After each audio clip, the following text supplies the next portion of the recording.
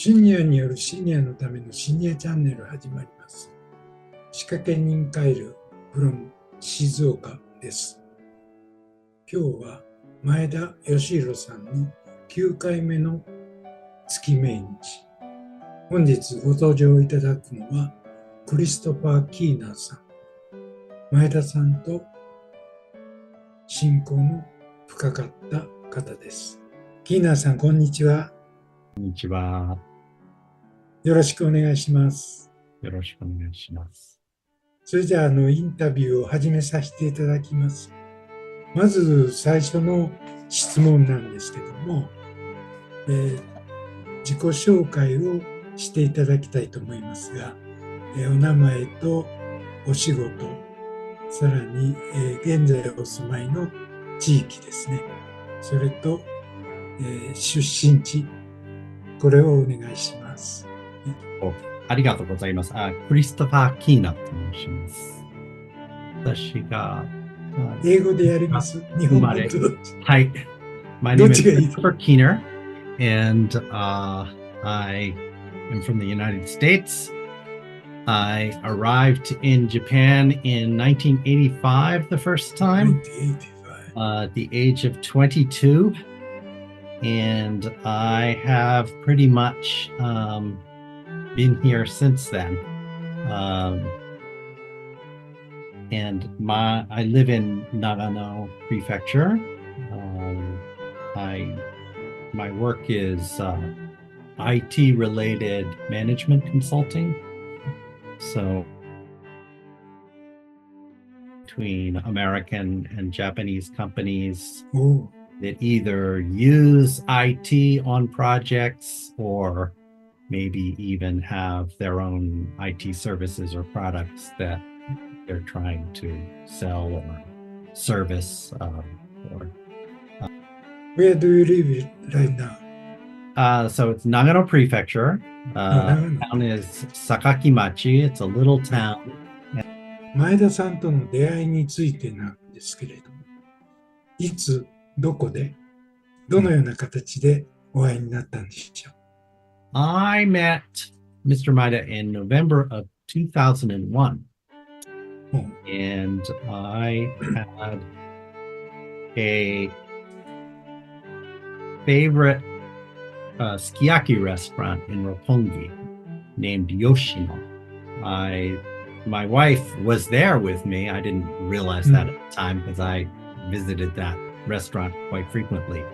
And Mr. Maeda and his wife were also there. She liked to mix up customers to introduce them to each other.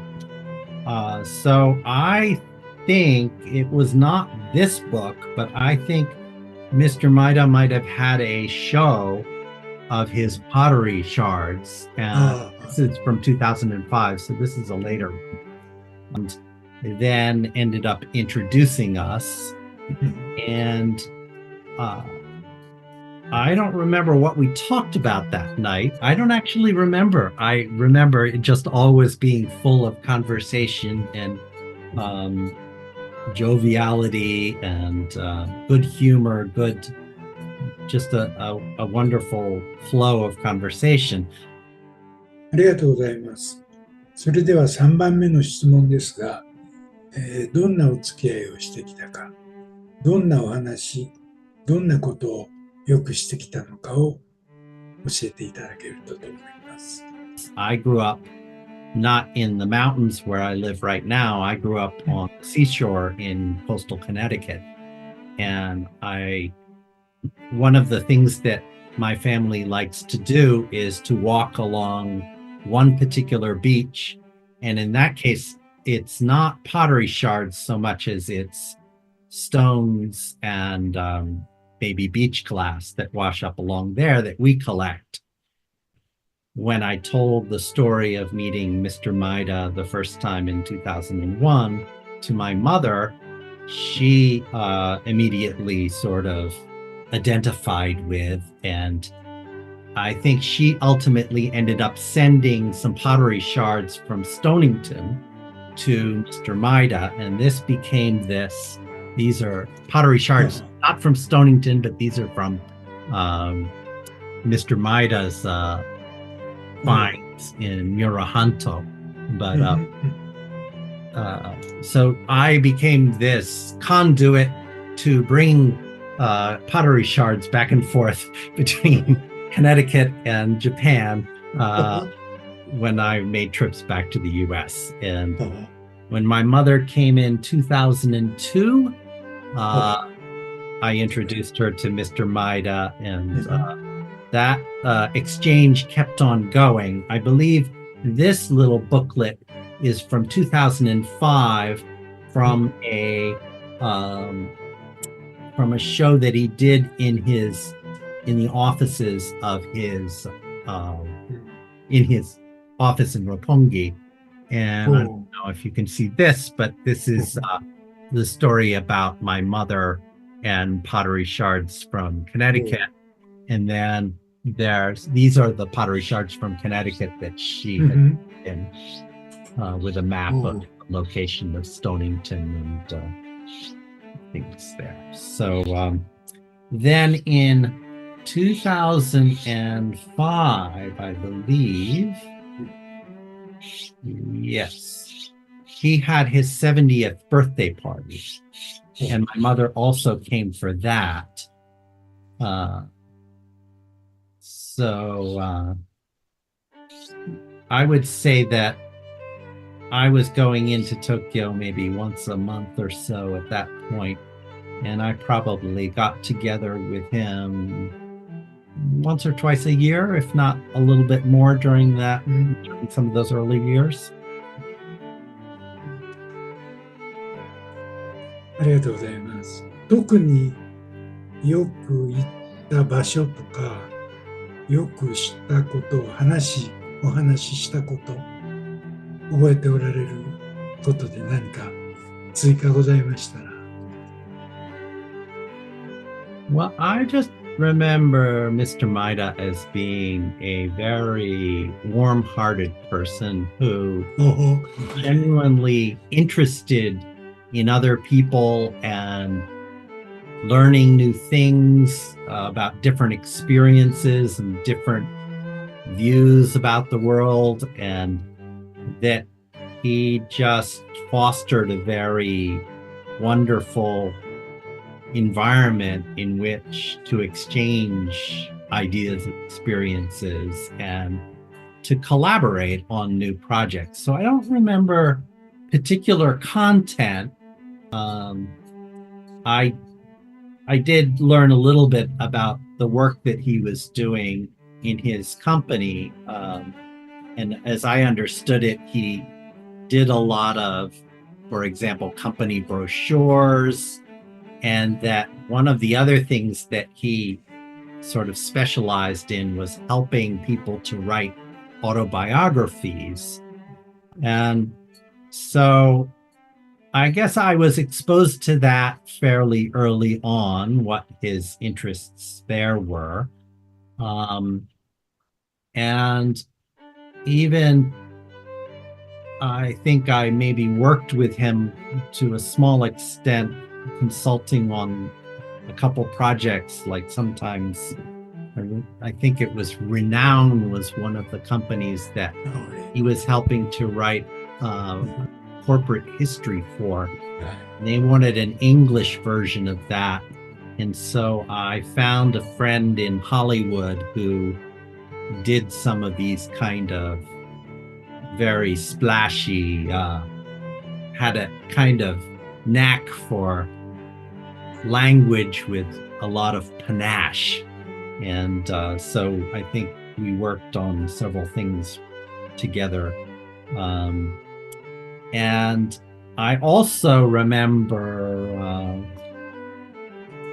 let's see, in 2006, he asked me to write, is this the first one? So this is also like a company newsletter for one of his clients. I believe the company was Tokyo Cartographic. And so he encouraged me to write an article about Stonington, where I grew up.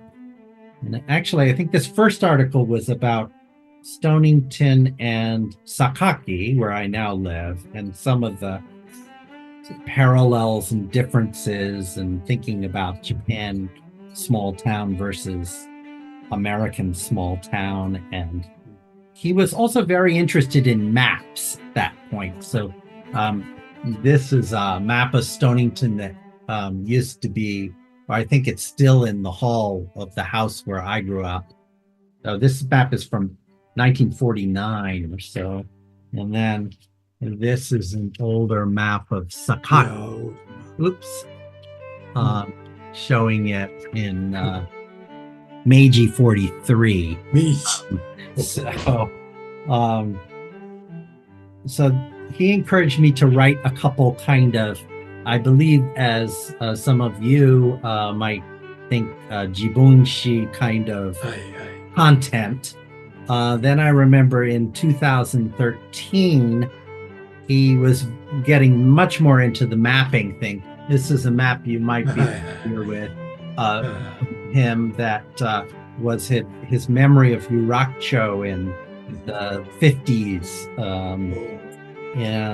So then I ended up, he encouraged me to write another article, and I think this time, this was in, I can't find the article. Yes. So it was an article about my experiences growing up in this small town. For example, see, hard to get it. This is a picture of the school where I went in my primary school, which was built in 1988 originally. And when I was in fourth grade, it burnt down. It had a fire. And so that was one of my childhood memories. Maybe a little different than some of the memories that he had. And so I ended up writing this short article about growing up in this town and doing a similar map to the map he showed me of Yurakucho, sort of my memory of this town growing up.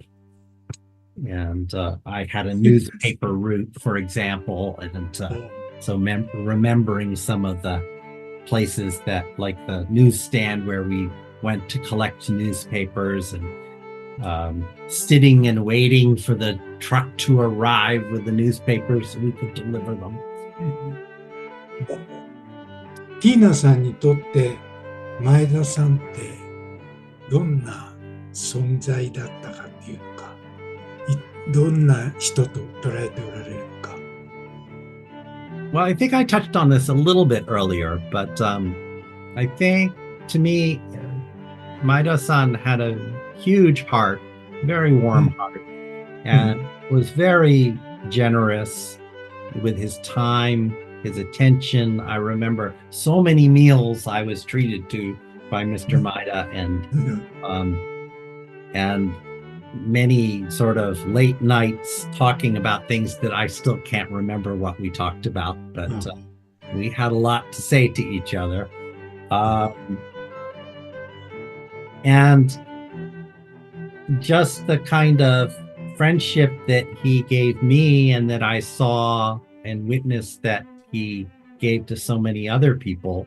And I think the gifts that he gave us about helping us to write about, to encourage us to have confidence to write about things, experiences that we've had, places that we grew up or spent a lot of time in. Whereas the sort of environment that I was brought up in school and in college was a sort of liberal, open environment where we weren't judging other people by, their experience was less valuable than our experience or something. We were trying to learn and appreciate what other people's experiences were and what we could learn from them and how we might be able to collaborate. And I think Mr. Maeda was a wonderful part of that kind of expression that I'd like to see more of, and that I hope that as I approach the age that that he was when I met him, that I can start to make contributions in the way that I see that he made so many contributions to people like me and lots of other people. いやいや、ありがとうございます。最後の質問ですけども、もう一度前田さんに会えるとしたら、どんなことをしたいですか？ I think the last time I saw Mr. Maeda was in 2018. We had lunch together in Ginza. But I also think back to the time before that in 2013 when we had dinner, and he drew me a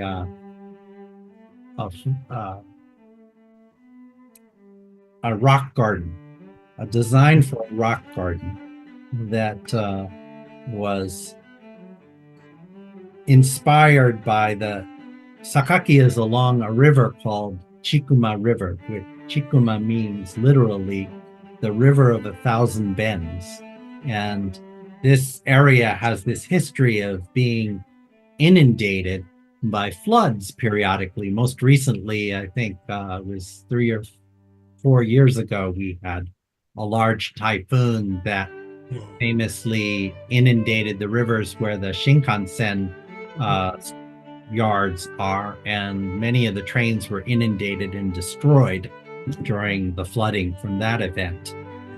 So this rock garden is sort of inspired by the notion of the Chikuma River and the rocks, there are volcanic rocks along the river that might have been spewed out of Asama, our local volcano, in the last eruption or some eruption sometime that I actually had lost this. I couldn't find it. So this was a wonderful opportunity today to go try to find it again, which I was very happy that I did. But he left me with a homework assignment 10 years ago, and I still haven't completed it. In fact, I have a place for it, but I haven't started to collect the stones that I will need. And I hope to actually include some pottery shards from Mr. Maeda in this rock garden. But I guess I feel a little sad that I was unable to meet him in very much over the last, I would say 10 years. I think only in 2013 and 2018, I was able to get together with him. Of course, we did have some contact over Facebook and some other kinds of methods. But I felt that I still had things that I'd like to talk with him about. And so I hope someday that I will be able to rise to the challenge that he has given me and to attempt a version of this rock garden that he left me with as an idea.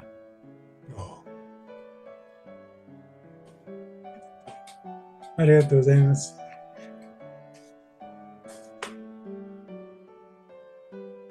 まあ、なんかノスタルジックになりますよね。そうです。前田先生のことを思い出すと。